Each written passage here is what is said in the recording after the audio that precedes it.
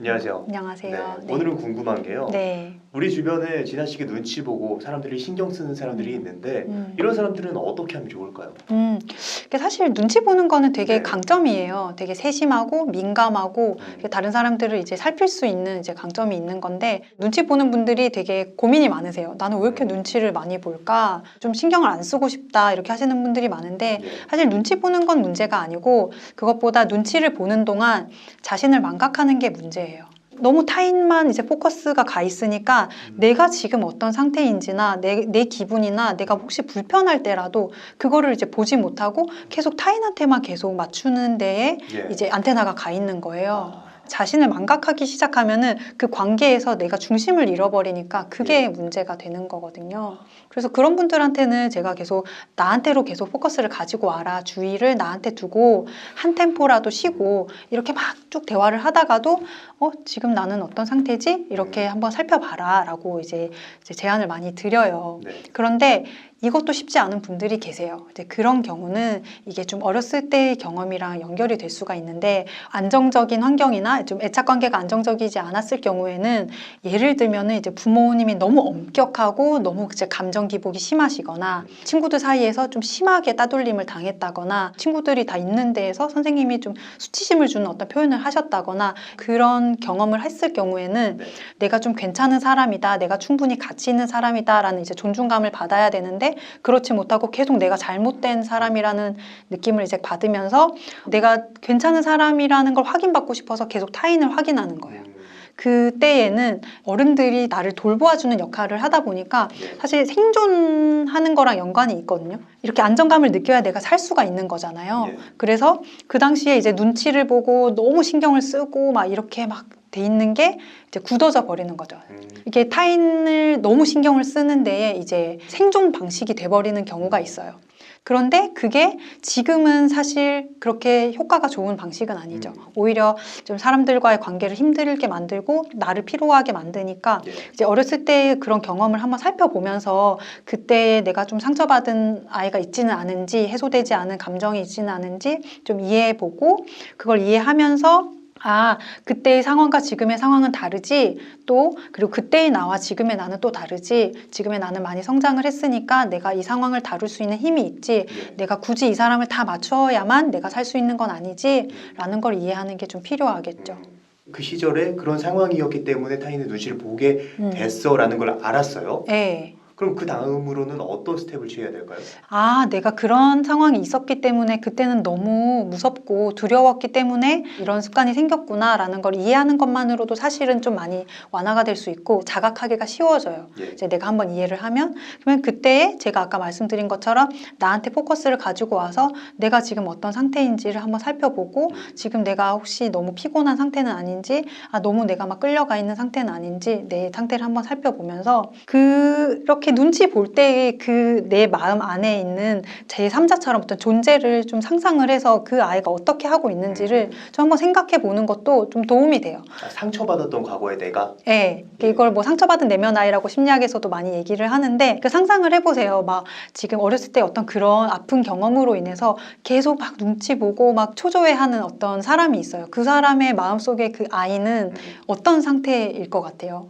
되게 두려울 것 같아요. 네, 이미지화 해보자면 뭔가 겁먹은 강아지처럼 이렇게 떨고 있고 눈치 보고 있고 막 어떻게 해야 될지도 모르는 그 상태의 아이를 생각하면 되게 마음이 아프잖아요. 예. 그러니까 아픈 마음인 거예요. 사실 그렇게 눈치 볼 때의 내 마음은 아픈 마음이에요. 근데 그 아픈 마음을 내가 좀 돌볼 수 있는 힘이 생기면 예. 그 상황이 되었을 때 내가 어떻게 해야 될지가 이제 보이는 거죠. 난 여기까지만 신경 쓰고 여기까지는 그냥 나를 위해서 에너지를 쓸래. 이런 식으로 이제 내가 판단을 할 수 있겠죠. 그렇다면 과거의 내면의 그 아이를 돌봐야 된다고 말씀하셨잖아요. 네. 아픈 나를 돌봐야 된다고 말씀하셨는데 그거 어떻게 돌볼 수 있죠? 너무 심각하게 이제 상처를 받은 경우에는 사실 상담이 가장 좋은 방법이기는 해요. 다시 이제 회복할 수 있도록 도와주고 네가 그렇게 남들을 다 맞추지 않아도 충분히 괜찮은 사람이야 라는 걸 이제 느낄 수 있도록 좀 지지해주고 이런 역할을 해주거든요. 들어주고. 근데 그렇게까지 굳이 하지 않더라도 내가 나를 위해서 그거를 주면 돼요. 대표적인 방법이 이제 글을 써보는 거죠. 네, 내 안에 있는 그 아이한테 이제 편지를 써보라고 이제 많이 얘기를 하거든요. 아, 이게 성인이 된 건강한 내가 네. 과거에 상처받고 여렸던 네, 나한테 뭔가 좀 위로를 하는 작업인 건가요? 네, 이제 치료를 내가 직접 해주는 거죠. 음. 네, 근데 그렇게 내가 해주면은 사실 이렇게 얘기를 할 때는 되게 좀 추상적으로 다가와서 아마 와닿지는 못하실 거예요. 근데 이걸 이미 해보신 분들도 꽤 많으세요. 예를 들면 이런 거죠. 그러니까 어렸을 때 만약에 부모 때문에 상처받은 아이가 있다면 나에게는 그 어린 자아도 있고 부모 자아가 있기 때문에 부모 자아가 그 어린 자아를 위로해주는 거죠. 이제 치유를 해주는 거죠. 그런 것들을 이제 계속 해주고 나면은 한 번에 싹 없어지는 건 아니고 내가 이제 감각을 할 수가 있어요. 아, 내가 지금 또 습관적으로 이렇게 하려고 하는구나. 근데 이게 이제 시간의 속도가 이제 늘어지면서 내가 거기서 좀 더 여유가 생기기 때문에 이제 불안감이 좀 낮아지기 때문에 거기에서 내가 개입할 공간이 늘어나서 아, 여기서는 내가 이렇게 그냥 한 발 물러나야겠다. 아, 여기서는 내가 이렇게 말을 해보는 게 좋겠다. 아, 여기서는 그냥 내 표현을 해봐야겠다. 라는 식으로 이제 시도를 해볼 수가 있죠. 이렇게 하다 보면은 또 내 힘이 느껴지거든요. 아, 나 이렇게도 할 수 있는 사람이구나.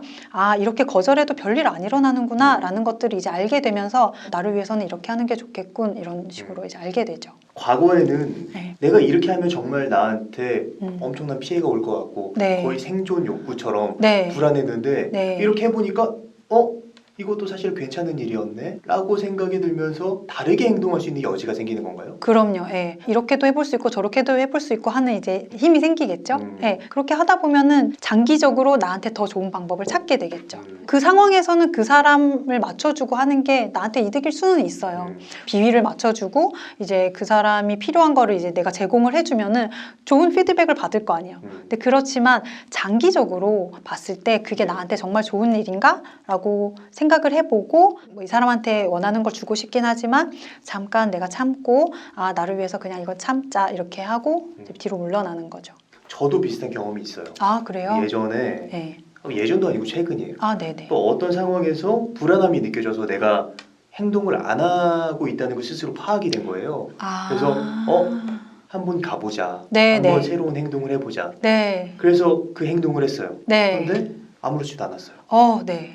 네, 그때 깨달은 게 컸을 거예요. 아, 그냥 이렇게 하는 게 나았구나라는 거를 이제 알았겠죠. 예. 근데 만약에 그 불안에 따라서 뭔가를 불안이 시키는 행동을 했다면 이걸 알 수가 없었겠죠. 예. 근데 이게 뭐 상담에서도 많이 나오는 얘기예요. 요즘에는 그 카톡 메시지도 많이 쓰시니까 하시다 보면은 그 사람의 감정, 표정을 알 수가 없어서 더 불안해 하시는 거예요. 그러면은 그 상황을 못 견뎌서 막 여기 막 카톡 하는데 완전히 이제 골몰하는 거예요. 그러면서 거기 에너지를 다 써버리고 그러는데 방금 말씀하신 것처럼 내가 지금 불안해서 이렇게 하고 있구나를 아신 거잖아요. 예. 아, 내가 지금 불안해하고 있구나를 먼저 캐치를 하고 이 불안에 이끌려서 그냥 반사적으로 하는 행동이 아니라 반사적으로 하는 말이 아니라 내가 여기서 나를 위해서 뭘 해줄 수 있을까? 여기서 할 수 있는 옵션이 뭔지를 좀 생각을 해보고 예. 실험을 해보는 거죠. 네. 반사적으로 하는 행동은 어린 시절에 그 상처받은 내가 하는 행동이고 네. 그렇게 무언가 한번 생각해서 다르게 행동하는 건 성인이 된 내가 하는 행동이라고 생각하면 될까요? 네, 맞아요. 내가 원치 않는 행동, 그러니까 감정에 끌린 행동을 할 때는 그걸 생각해 볼 필요가 있어요. 아, 나한테는 이런 강아지 같은 약간 개들이 약간 네. 기분에 따라서 하잖아요. 그런 것 강아지 같은 어린 자아가 있는 반면에 난 이걸 보살필 수 있는 더 성숙한 자아도 나에게 있어. 예. 그 모든 게 나야 했을 때 어른 자아는 어떻게 할 수 있을까 생각해 볼 수 있겠죠. 예. 그렇다면은 나의 그 마음을 음. 성인 자아의 힘을 강하게 만드는 게 굉장히 중요한 포인트인 것 같은데 네. 아까 말씀해 주신 게 나한테 글을 쓰는 거라고 하셨잖아요. 네. 좀 더 구체적인 방법으로 좀 어떤 식으로 글을 쓰면 좋을까요? 그러니까 요즘에는 이제 감정일기라고 많이 말씀도 하시는데 이제 내가 내 감정을 좀 구체화시켜서 언어화시키는 거예요. 어떻게 구체화시키죠? 일단은 내 감정, 지금 내 상태에 대해서 한번 써보세요. 예를 들어서 공허감이 있을 수 있잖아요. 그러면 그 공허감에 대해서 한번 쭉 써보세요. 지금 그 공허감을 내가 신체에서는 어떻게 느끼고 있고 그것 때문에 내가 지금 어떤 생각이 많이 떠오르는지. 이제 어쨌든 감정은 계속 생각을 불러일으키거든요. 예. 그 감정으로 인한 생각이 뭐가 있는지, 그럼 또 이 생각이 또 어떤 감정을 불러일으켰는지 이렇게 써보고 그 감정을 조금 더 구체적으로 이제 표현을 해보고 이제 그런 식으로 쓰다 보면은 또 연결되는 경험들도 나올 거예요. 나한테서 이제 꺼내 놓는 거죠. 이제 막연하게 내 안에만 이렇게 있어서 영향을 줬던 것들을 이제 꺼내 보면서 정리를 하는 거죠. 이제 뭐 방식은 여러 가지가 될 수가 있는데 핵심은 내 상태를 정확하게 보는 것이 핵심이 되어야 되기 때문에 나를 이제 객관적으로 보는 시간이 되는 거예요. 네. 그 다음 단계로는 아까 그 상처받은 내면 아이를 이제 치유하는 것일 수 있는데 나의 가장 약한 부분 그거를 이제 아이라고 생각을 하고 그 아이에게 어떤 말을 해주고 싶은지 사실 가장 어린 아이는 가장 받고 싶은 피드백이 뭐냐면 인정, 존중, 이런 이해 이런 거예요. 그러니까 오늘 하루 내가 정말 고생했어. 나 오늘 정말 뭐 애썼어. 이런 말들이거든요. 근데 그런 말들을 이제 내가 나한테 써줄 수가 있겠죠. 근데 이게 그냥 생각만 할 때는 사실 그렇게 와닿지가 않는 게 직접 언어로 표현하면은 훨씬 나에게 이제 직접 말해주는 효과를 주는데 말로 하는 건 또 되게 낯설고 약간 낯간지럽고 오글거리잖아요. 그러니까 이제 직접 써보는 거예요. 내가 나한테 이제 쓰는 편지 같은 거죠. 나한테 가장 여린 아이한테 이제 편지를 쓴다고 생각을 하고 뭐 누구야 이렇게 하면서 이렇게 쓸 수 있는데 생각보다 그렇게 쓰기 시작하면은 정말 많은 얘기가 나와요. 내가 정말 듣고 싶었던 말, 고생했어, 뭐 애썼어, 수고했어 이런 말을 이제 쓰고 이렇게 처음에 좀 낯설더라도 어쨌든 쓰고 나면 그게 나한테 힘이 되는 게 느껴져요. 근데 저 같은 경우는 이제 일기까지 쓰지는 않더라도 자기 전에 나한테 속으로 말을 하거든요. 네. 왜냐면 그거를 내가 잊어버리면은 내가 나를 인정을 해주지 않는 게 돼버려서 내가 고생을 한 거를 약간 보상받지 못하는 느낌? 지금 당장 쓰는 게 중요한 건가요? 당장 뭐 꼭 당장이 아니어도 상관은 없어요. 어제는 빠른 시일 내에 쓰는 게 네, 그렇죠. 구독자님들 지금 댓글로 지금 여러분들에게 해주고 네. 싶은 가장 작은 네. 연약한 네. 자아에게 해주고 싶은 말을 댓글로 남겨보시는 것도 큰 도움이 될 것 같습니다. 인간이 사실 기본적으로 받고 싶은 거는 똑같아요. 존중, 인정, 이해, 지지 이런 건데 평소에 내가 나한테 해줄 수 없으면은 계속 다른 사람한테 받고 싶어 하거든요. 계속 타인한테 그걸 달라고 계속 하게 돼요. 근데 그게 이제 건강한 방식으로 나가는 게 아니라 내가 인정받지 못하는 느낌이 들 때 욱 하고 나가는 거예요. 그게 공격이 될 수 있고. 그럼요. 그게 공격이 될 수 있죠. 근데 그 공격하는 사람들이 이제 마음을 들여다보면 인정받고 싶고 이해받고 싶고 내가 괜찮은 사람이라는 걸 느끼고 싶은 거기 때문에 그걸 내가 평소에 매일 밤마다 지금 댓글로 할 수도 있겠죠? 네, 그렇게 해준다면은 그리고 그게 습관이 돼서 쌓이면 내 마음을 채워주는 게 되기 때문에 그럼 확실히 많이 일상이 달라져요. 저도 진짜 자기 전에 항상 하는 거예요. 항상 정신없이 막 이렇게 분주하게 보내고 빨리 자야 되니까 자려고 누우면은 되게 마음이 약간 헛헛한 느낌이 들거든요. 그때 아 진짜 고생했다. 아 진짜 피곤하지? 이런 말을 나 스스로 이렇게 하면은 좀 잠도 좀 편안히 드는 편이고 네, 도움이 많이 되더라고요. 그렇다 하더라도 우리가 살아가면서 타인에게 완벽한 모습을 보여주고 싶고 또 반면에 실수하는 게 굉장히 두렵기도 하고 이런 감정이 느껴질 때가 있어요. 이럴 때는 좀 구체적으로 어떻게 하는 게 좋을까요? 맞아요. 그게 근데 진짜 자연스러운 마음이에요. 내 완벽한 모습을 이제 보임으로써 결국 얻고 싶은 게 뭘까요? 인정. 네, 맞아요. 칭찬. 그죠? 내가 좀 대단한 사람이 되고 싶고 좀 능력 있는 사람처럼 보이고 싶은 거잖아요. 그런데 사실 어떤 사람들은 내가 아무리 잘해도 욕을 할 거고 그리고 어떤 사람들은 내가 좀 실수하고 못난 모습을 보여도 지지해 줄 거예요. 그런 사람들이 꼭 한 명은 있어요. 엄마여도 좋고 가장 친한 친구여도 좋고 뭐 상관없어요. 내가 실수를 하거나 내가 좀 못난 모습을 보여도 지지해 주는 사람에게 내가 집중하는 게 중요하죠. 그 사람들을 통해서 나는 자연스럽게 또 더 나은 사람이 될 수가 있는 거예요.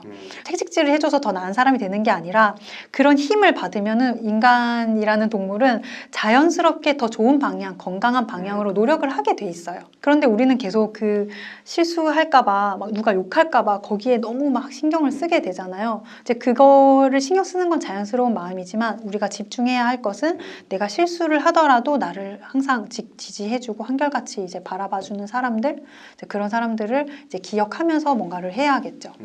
어떻게 보면 내가 모든 사람들한테 좀 잘 보이고 싶은 그 욕구의 기저에는 네. 아까 말씀해 주셨던 상처받은 내가 있을 수도 있겠네요. 네, 그럼요. 우리가 완벽한 모습을 막 보이려고 할 때 두려운 것 중에 하나가 비난받는 거잖아요. 어떤 사람들은 그냥 정말 막무가내로 비난하고 막 악플다는 사람들이 있는 반면에 어떤 사람들은 정말로 나를 좀 애정하는 마음에서 좀 해주는 말들이 있잖아요. 그러니까 물론 그런 말이라고 안 아픈 건 아니지만 따갑지 않은 건 아니지만 저는 이렇게 생각해요.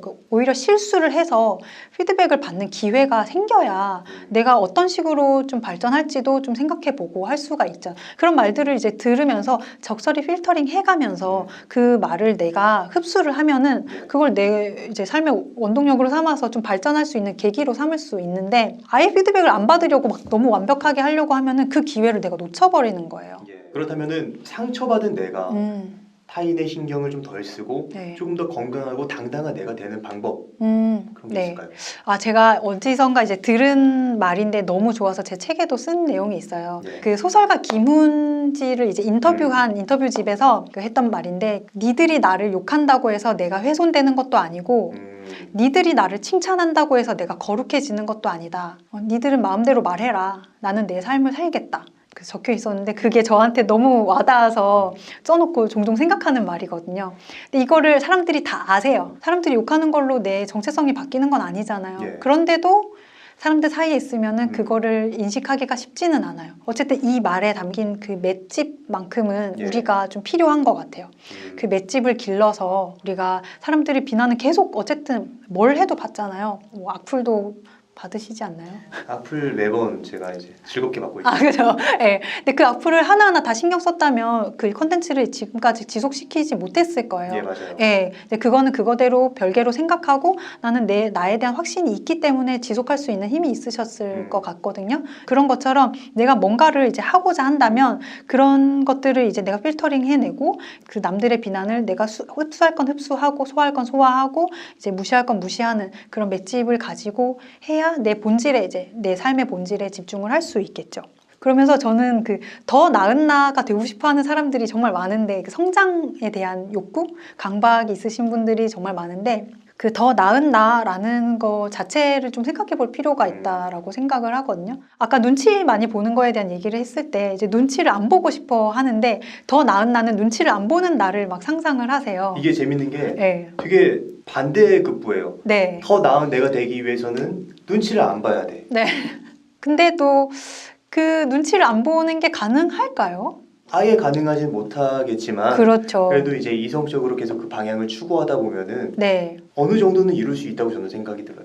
맞아요. 예. 이렇게 노력으로 좀 바뀔 수 있는 부분이 있는가 하면 이렇게 기질적으로 좀 눈치를 많이 보고 좀 섬세하신 분들은 그냥 자연스럽게 계속 그런 일이 일어날 거예요. 그렇지만 이제 그 뒤에 내가 어떤 선택을 할 것인가는 나한테 달린 일이잖아요. 이제 그런 걸 변화시킬 수는 있겠죠. 그런데 눈치를 아예 안 볼 수는 없는 것처럼 어떤 면은 내가 계속 가지고 가야 되는 나의 일부일 거예요. 그러니까 더 나은 나가 되는 게 나가 되는 거여야지 다른 사람이 되는 건 아니에요. 좋은 말. 근데 보통 사람들은 계속 이상화시켜서 뭔가를 계속 다른 사람이 되려고 해요. 그렇게 애를 쓰다 보니까 실제의 나와 갭이 커져서 이제 좀 마음의 상처도 많이 커지고 하는데 그게 아니라 더 나은 나가 된다라는 거는 결국 정말 나다운 나가 된다는 거다.